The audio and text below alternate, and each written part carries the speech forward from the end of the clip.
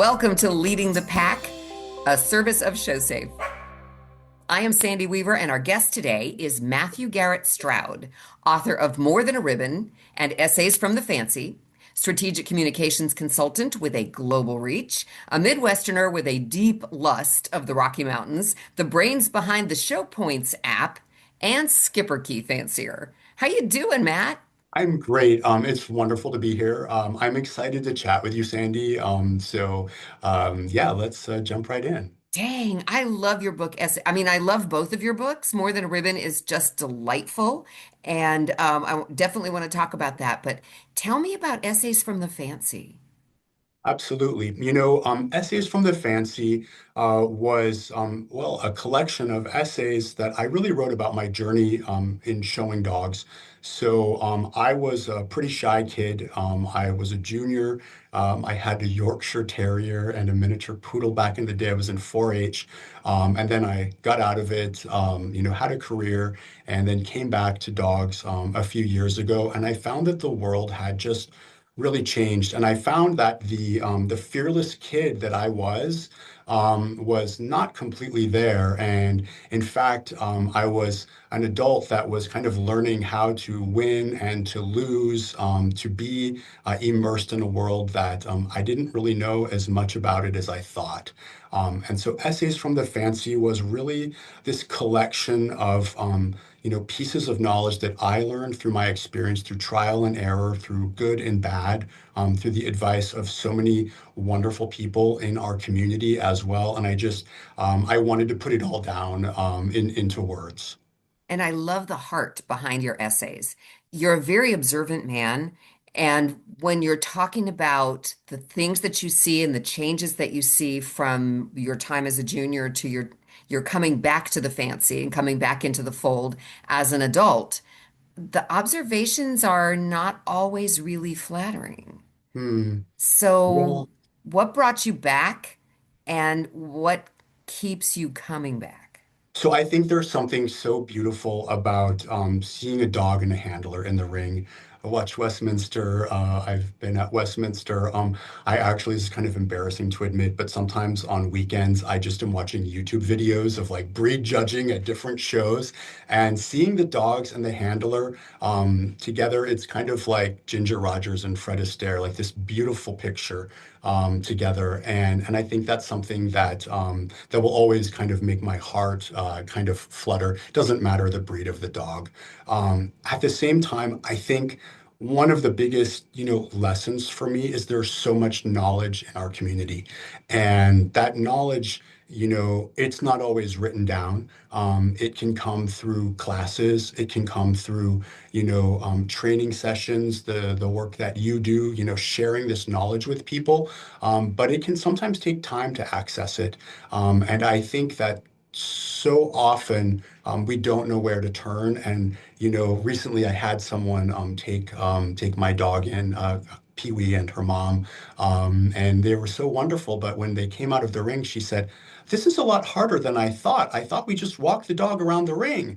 And I said, "No, there's quite a bit more to it." And so I think the learning can be very deep if you're really, really, really into it. And I think also that, in our community, sometimes we don't always want to share that knowledge freely. And I think that if we don't bring on, newcomers, and so that's important. The last thing I would also say is, I try to take a lot of personal responsibility in, my journey and what I'm learning. And I think when you show dogs, at the end of the day, it is a judge's decision. It's not your decision. But at the same time, we're always looking for an answer. Why was it this way? Was it something I did?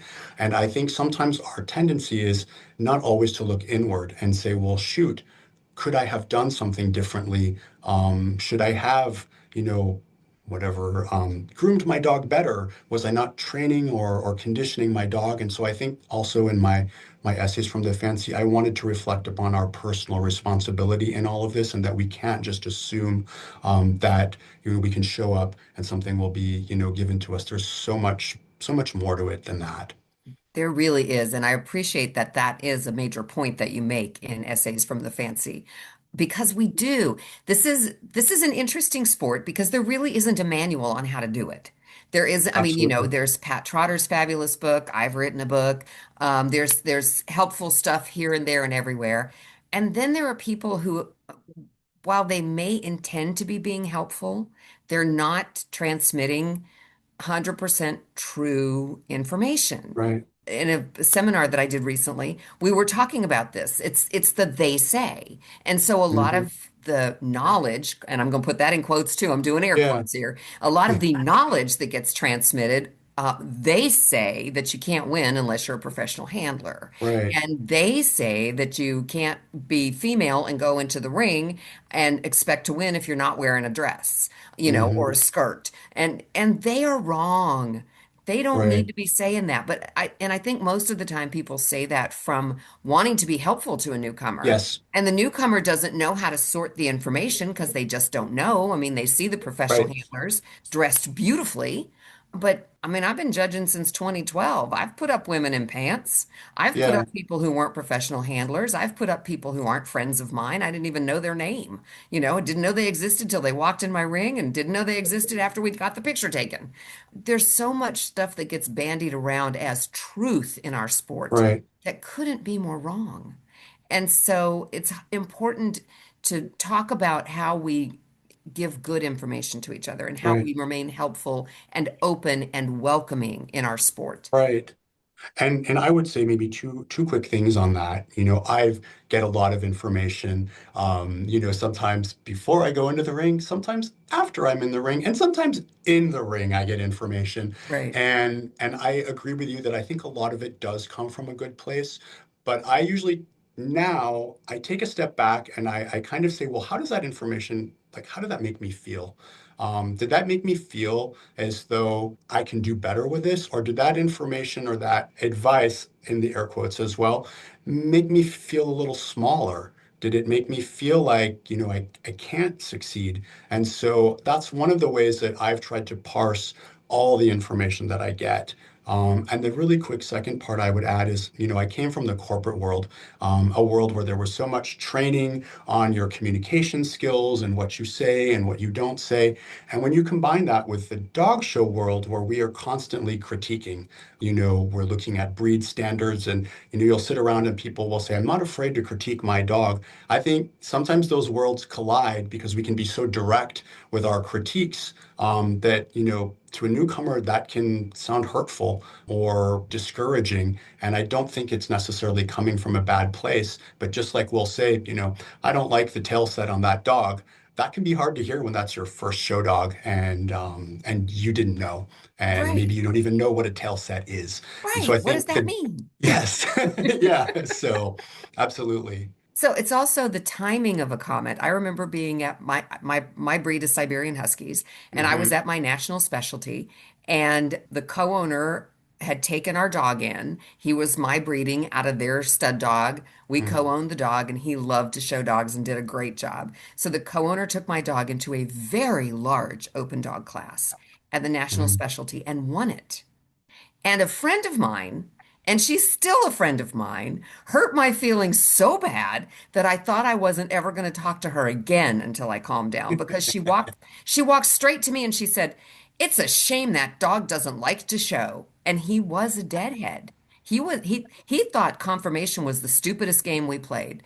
But I couldn't believe she said that without saying he looked great out there. Right. Congratulations. I sure wish he would be more animated. Can we Yeah. just think about how we say something when we're saying it? Because I was so excited that he won that class. And if you think about a newcomer, I remember in some of my first, shows, there's so many stories, and there still are stories. One of the things that I, with my community and kind of one of my mentors here, I never get feedback right when I walk out of the ring, good or bad. Usually it's, hey, great job. I'm going to go catch so and so who's showing over here. And we take a few minutes to kind of breathe. I kind of think through, how did it go? Because I might have an idea. And then we'll maybe, give it 20, 30 minutes or, regroup later in the day and say, hey, I think you were moving a little too fast on the down and back, or you were kind of blocking the judge's view on the table. Let's think about that. And it's kind of like what you said is how are you giving that advice in a way that's constructive and is going to make that person want to go back into the ring and make them want to learn and to keep going. Dang, I hope everybody who's listening to this podcast stops and goes back and listens to what you just said. That is a fabulous way to behave at a dog show. It's a fabulous skill set to manage between you and your dog show friends. Right. Don't go over and offer feedback immediately. Let it marinate. Let everybody's adrenaline calm down a little bit and then Right. go talk about it. Then discuss what worked and what could be tweaked. Yeah, That is a absolutely. great process. Thank you, Matt.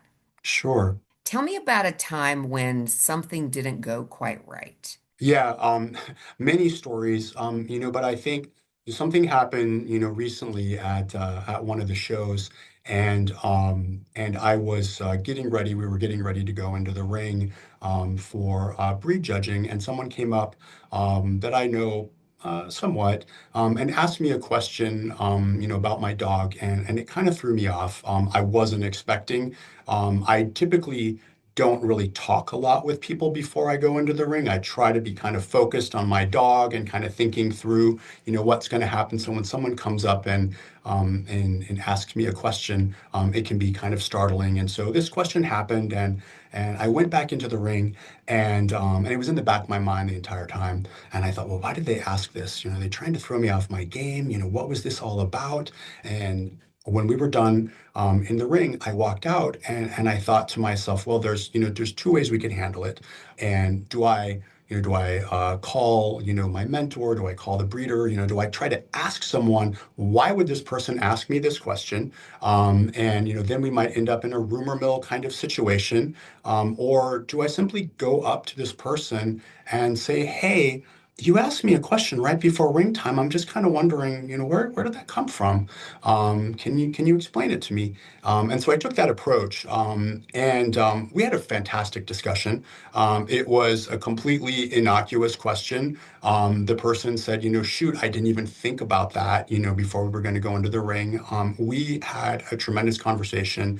Ended up having dinner with other people, and this is someone who, I my respect just grew immensely after this conversation. Someone I would now go to for advice, and I think the whole lesson behind that is, giving people some grace and, asking someone directly, because I think in our dog show world, we all love to talk and everything. And No. sometimes, yes, surprise, you just take a look at Facebook, and I think sometimes just talking to someone, we're people, and it just kind of takes, any temperature down, and you never know what can happen out of that. That's a great story. And so instead of potentially assuming the wrong thing and Mhm. starting at least a bad rumor mill and maybe a Right. feud, you have ended up with somebody who's going to be a friend Absolutely. and Someone that somebody I you can will go to. Yeah. see it shows. And I think, just even in the ring, it's what happened in the beginning, especially when I was new, there was this thing, well, the professional handlers, you better watch out for them. They're going to block you. They might try to trip you. They're going to throw bait at you. And I remember being in the ring, and I sometimes still I get there and I'm just waiting, and they're going to do it. Are they going to trip me? And, sometimes somebody oversteps. They are running around the ring, and, I don't think they're trying to run into you. I think they just couldn't stop as fast as they could. And, give them some grace. Yeah. If it really bothers you, you could say, hey, afterward, sorry, I looked a little startled. Maybe you were too. You can use those moments as, opportunities for conversation, because Absolutely. we're Yeah. humans at the end of the day. Yeah, we're all humans. We all love dogs. Some of us make our entire living off of dogs. Hmm. That was looking at y'all professional handlers, and you do a great job. I am Yeah. in awe of the work that they do, and they work Yeah. so hard. But they've got their game face on when they're in the group ring. Hmm. They're paid to have their game face on. They're Right. not paid to do nasty tricks, and I don't think most of them do. Right. And I think honestly, the ones who do stoop to doing little things in the ring, my choice is to say to myself, wow, they must be a little intimidated by my Right. dog. Right. Or, to me, when I've had people that I think were backing up, I remember one day I walked out of the ring and I was very huffy. I said, I can't believe that person. They were backing up into my space and I had to restack my dog right before the judge. And, my mentor, she's probably going to smile when she hears this. She said, well, what did you do? Because you should have taken a step backwards and protected your dog and your space. And so again, this idea of responsibility of instead of being upset or frustrated of what did this person do to me, it's saying, hey, this just happened. So now what do I need to do to show my Exactly. dog in the best way possible? And sometimes that is taking a step back or it's turning around. Right. Yeah. No, and you're exactly right. When I'm teaching kind of the mindset of being a Mhm. winner, which is one of my favorite topics to teach, I tell people, don't worry about the stuff you can't control. You Yeah, are not in control of another person and what they do, right, even if they're doing it to you, or even if you think they're right. doing it. You can't control that. You Yeah, control what you control. People get all jacked about the handlers clotting over in the corner, during right, the group and clotting in the corner and having these conversations is what they think is going on. It's like, there are 34 dogs in the ring. They can't right. all stack their dogs out or the judge has no place to gate the dogs. They've got to go And somewhere to be out of the way. So it's just one of those things where people make really dumb assumptions instead right. of just going, you know what? They can be in the corner if they want to. I'm going to be over here showing my dog. Well, and I think too that idea again of going back to personal responsibility, and I think you have even talked about that in some recent videos is going and watching maybe the breed ahead of you or understanding how things do flow in the group ring. I remember I think I was blocking, I call it the runway, the diagonal one Yep. day very early on because I didn't know, and someone just said, "Hey, get out of the way," and I felt so small. But I realized, hey, I should have maybe been observing a little bit more. Same in the breed ring, trying to make it easier for the judge to judge your dog, being smart about, their time and everything. And I think that's where this idea of, personal responsibility and the responsibility to learn, but then on the flip side, that responsibility to transmit the knowledge to people who want to learn is important. I just love your message, Matt. So, can we talk about more than a ribbon? Yeah, Tell me about absolutely. writing more than a ribbon.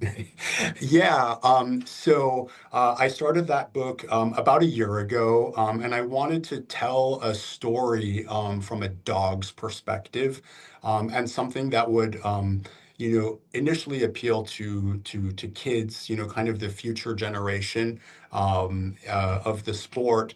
And so I started working on it. I had a little time with an editor. And she had said, you can just write this. It's called free verse, just like a regular story. And I said, yeah, that's what I'm going to try to do. And I'm going to write this story about Kermit, my skipper key. And I worked with her back and forth. And I had a few lines that rhymed and a few that didn't. And she said, well, Matt, you're not consistent. This is free verse, and you've got whatever rhyming meter or something like that. And she said, but really the hardest thing to do is to write in verse. So the lines that rhyme and they have the same number of syllables and the same number of stressed and unstressed accents. And she said most people it's really hard to do that. And so I said game on, and I'm gonna try this. And so I spent a few months, probably about 3, 4 months, writing. The book is about 16 pages, writing every verse.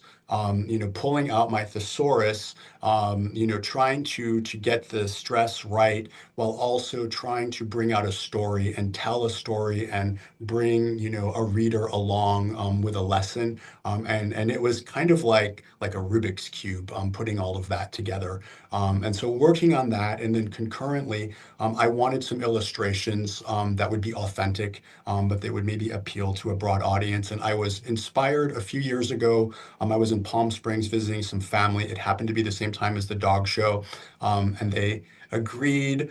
We went out to the dog show, and Sandy, I saw those tents, the purple and, or excuse me, blue and white tents, the palm Hmm. trees and the mountains in the background, and I thought I had died and gone to dog show heaven. Aside from Westminster and some other really beautiful venues, but I was so captivated seeing the people and just everything, and so that stuck in my mind that I wanted that to be kind of the inspiration and of our illustrations. I worked with this amazing illustrator, Irina. She is based in Poland. She does a lot of animal illustrations. I saw her stuff, and they made my heart so happy to see how she drew dogs.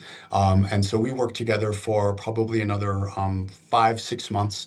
I think I drove her a little crazy when I sent her the Schipperke breed standard and was, Irina, how do we translate rough and cape and culotte into Polish? This needs to be accurate, and kind of trying to find the right balance between what is appropriate, because I didn't want to hear from the dog show community that I, wasn't accurately representing things. But then, what's the fine line as well? Right. One person said, your poodle's coat doesn't look like a poodle.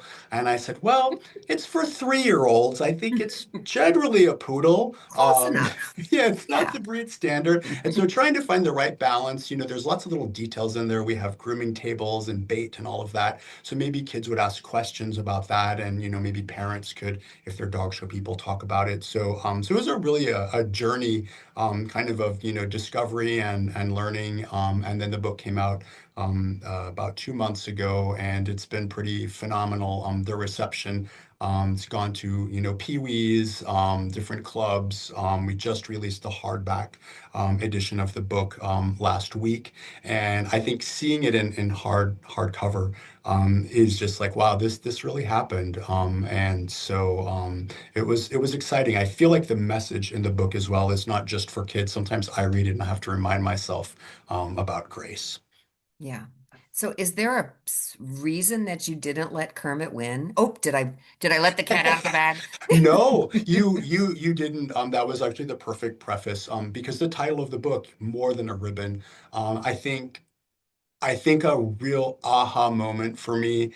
So my first best of breed a few years ago at Purina Farms, and I remember the judge pointed and he said, "Sir," and I thought, "Oh my goodness, what have I done?" And so I got up and tried to exit the ring, and he said, "No, sir, over here."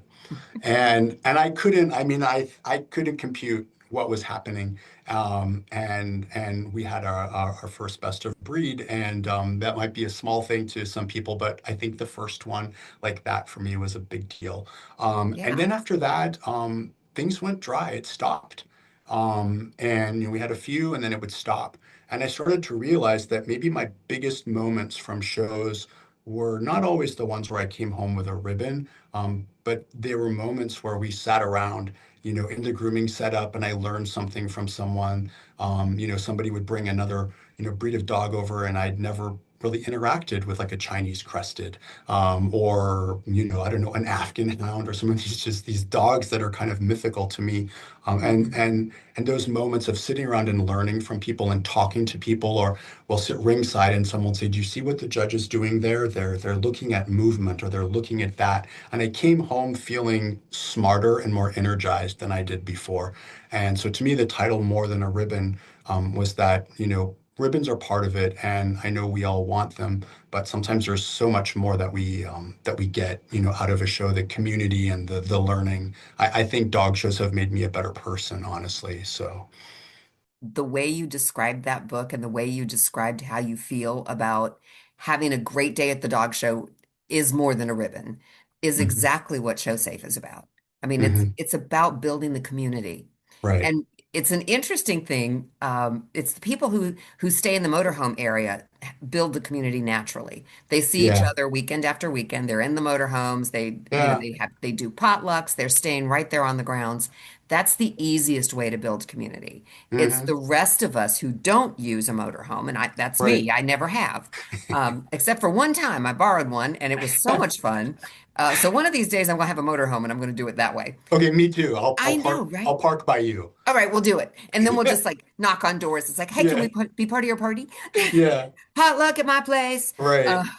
that part of the dog show world builds community really well. They take care of each other. If Sure. something breaks, they figure out who the mechanic is and they take care of each other. And those of us who kind of come and go and stay in the motels because we're not, unless we're going Right. as a group, we're not building the same kind of community. So Yeah. being able to sit and have conversations with your mentors at a dog show or with your Hmm. friends at a dog show, I encourage people to stay and support the person who won the Right. breed. Yeah. Stay for the group. It's the best way to build a community. It's just stick around, be part of it. If you're Yeah. not part of it, if you just go back to the hotel and take a nap or, Right. run off to go sightseeing or shopping, then you're really not ever going to be part of the community. And there's so much more to Right. dog shows than just the ribbon. I mean, there's an amazing one of the things so I used to not set up on my own. I remember the first time I did that, I was so nervous how to find my grooming space and what do I bring and now it's like it's old hat. I know what to do Right. for me and my breed. But what I've been doing, for a little while now is I'll just break the ice with the people next to me. Hey, Hmm. I'm Matt. We're going to be by each other for the next couple of days. I just wanted to say hi. If you think my chair crosses the line or whatever, you just let me know and just try to make a joke. And some of those have turned into some really cool connections that now I see at shows. And it was a little scary at first, but finding the right moment and just saying, hey, we're going to be next to each other for the next couple of days, as opposed to, excuse me, but I believe your crate is in my space. Right. So I think that too kind of helps build that community and the community is so important. And we just need to remember that everybody's human and just Hmm. introduce yourself.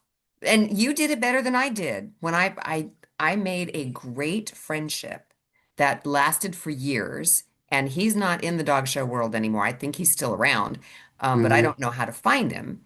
Was a professional handler who Hmm. carried poodles, and he was next to me in the grooming area. And I was Yeah. brand new, and I was chalking the white parts of my Siberian Husky and indoors, and I chalked the show side of his black standard poodle puppy. Oh no.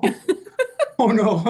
And from that, he should have killed me. I should have just died that day. But but from that, a great friendship sprang. So if Yeah. anybody knows how to get in touch with Paul Edwards, I would really, really love to be in touch with him. And I just haven't found anybody who knows how to get in touch with him. But he was such a fabulous mentor from a Mm. handling standpoint. Right. He was a professional handler that just carried poodles and Bichons. Mm. There's a professional handler. I'm not going to name names. It's a positive thing. But I'll just say she is a pretty remarkable person. And I remember I would be in the ring with her. Maybe some people will figure this out. And I remember being so afraid to talk to her. She was, in my mind, she was larger than life, like iconic. Who is she? And one day, she said something to me, and it was just so kind. And it changed everything for me. I wasn't afraid of her anymore because sometimes I would be so nervous, seeing a professional handler that I would be overthinking, how am I stacking my dog? Are they blocking me? Do I need to do this? What do I need to do? But the fact that this woman who she didn't need to say hi to me or to do any of that, but the fact that she did, and then we would see each other at shows and she would smile and talk with me.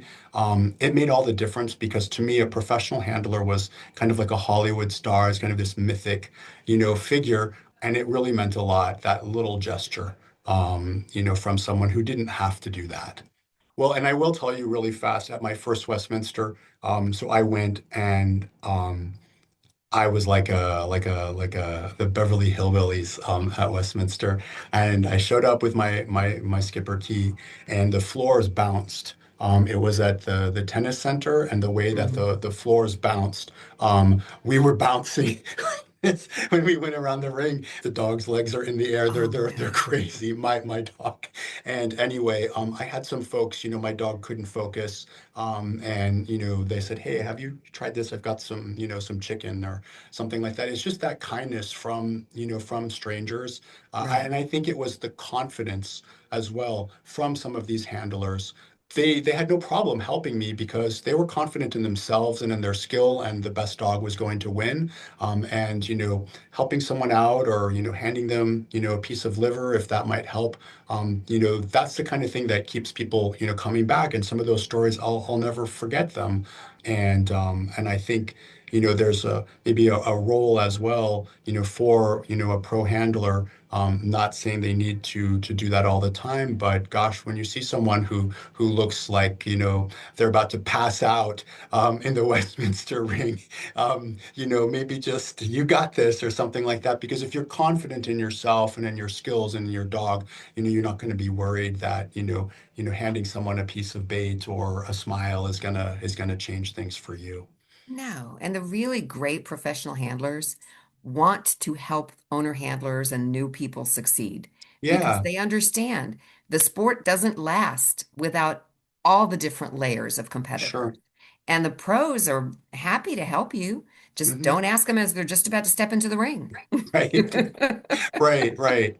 And I do think too, going back again to that personal responsibility and watching things, there's also things of when you're doing your down and back, or you're going, the ring procedure with the judge. I think, again, I watch, the pros, I watch how people do stuff, to kind of help me, what's the order? Did the judge look at the bite first? Where are they sending people? And I think just being observant and taking responsibility for that is so important for those of us who don't do this every single weekend, and who don't get paid to do it, or who didn't grow up in it where it was natural. I think we have to be observant.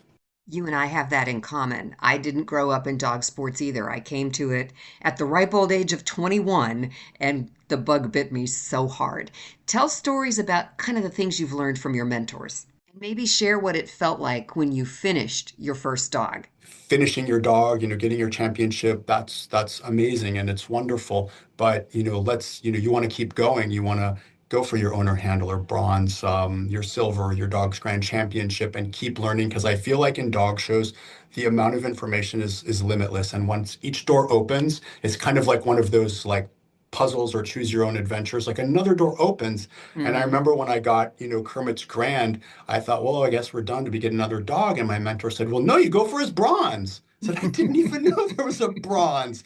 And, at each show, I learned something different.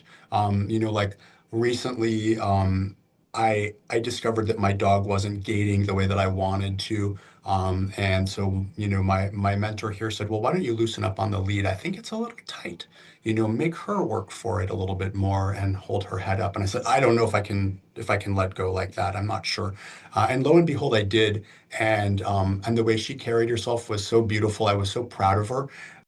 Matt, your mentors must be so proud of you because not only are you smart enough to have mentors, you're smart enough to listen to them, you're coachable, you're teachable, you're building a community around yourself. Yes, building community, kind of learning from other people. I think being willing to learn, and open to learning, knowing that there's, I think an infinite way you can participate in this sport.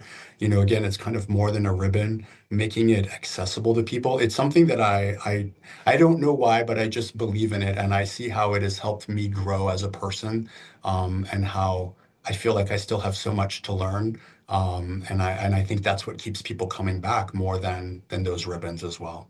I love that. It's a great sport, and I agree with you. There is something to learn every single time you step in the ring, or even Yeah, just go to a dog show, or yeah, even just talk to another dog person. I yeah, love that. Okay, so now I have my one last question that I ask yes. everybody. It is not Barbara Walters' question. If you were a tree, what kind of a tree would you be? Uh, but it's A palm tree in along Palm Springs. that's right. You'd be swaying with the breeze, being Yeah, beautiful in your community. So, yeah. what did you learn from your dog that changed how you treat other people at a dog show? Yeah, I think one of the things I learned, so early on, I would go to these classes. I give a shout out to kind of my mentor, Audrey. I would drive down to these classes in Shawnee, Oklahoma, hour and a half away. And we would train and I would learn, and then I would go to the show. And sometimes I remember one time my dog just sat on the table and turned his back to the judge. I was mortified, and I couldn't understand. we work so hard. Like, how could you do this? This makes no sense to me. We tried this, you know. And afterwards, we got out of the ring and she looked at me and she said, even a dog can have a bad day and they're not robots. And I said, but I don't understand. We trained. He's a dog, and he knows. And she said, no. Some days they feel good. Some days they're tired. Maybe some days they're not interested. And so you, as a handler, need to learn to adjust, and to give your dog grace and to work with your dog. No matter kind of what they give you. And I think that also applies to people, to judges, to everyone. You think about the hours that you judges spend on your feet in the ring. It's crazy to me. I'm tired after, an afternoon at the dog show, and you think somebody doing that day in and day out, traveling, getting on a plane, flying across the country and doing it again, I would be tired. And so just giving everyone kind of the benefit of the doubt first, and giving them that grace to know that people can have good days and they can have bad days as well. Thank you so much. And kiss Kermit right between the eyes for me, would I you? will. I will. I will. Matthew Absolutely. Garrett Stroud, thank you so much for coming back to the dog show community and for Thank you. embracing the idea of community at the dog show. We really appreciate having you here. Thank you so much, Sandy. It's been an honor and a pleasure. ShowSafe partners with clubs to create a safer, more sustainable show community. If you want to create a great environment for the sport, for families, and for juniors, please connect your clubs to ShowSafe by emailing info@showsafe.org. That's info@show-safe.org. Thank you for joining us.